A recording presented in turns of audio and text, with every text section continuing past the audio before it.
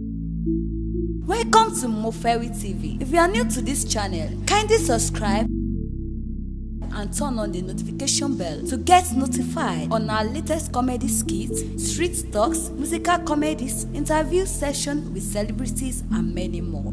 Mofewi TV, the talks of entertainment continue.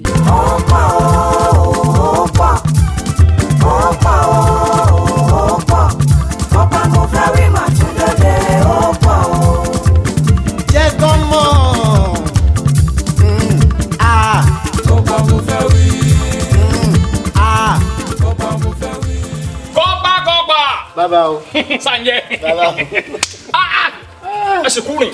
Adúpẹ́ baba. Ṣé dáadáa ni? Bẹ́ẹ̀ni baba. Kí ló bá wá gangan? Baba. Ẹ̀yin náà mo bọ̀rọ̀ Nàìjíríà ṣe rí. Wípé nǹkan ò jọra wọn mọ́.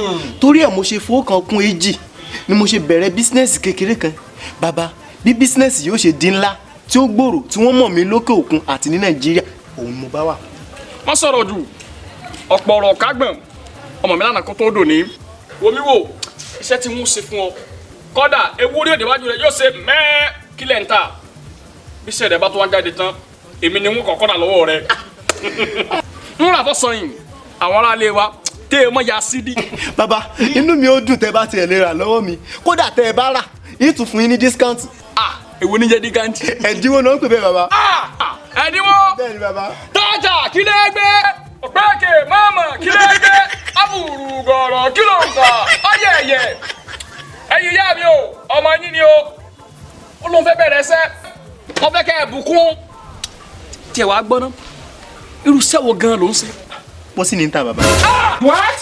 Jésù! Ṣàngó! Ègbé ni fún ọ! Ọ̀jẹ̀! Bí ìyàwó mọ̀!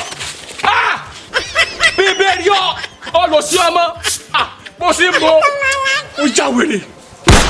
Thanks for watching Mofewi TV. Don't forget to subscribe and turn on your notification bell so that you won't miss out our latest updates.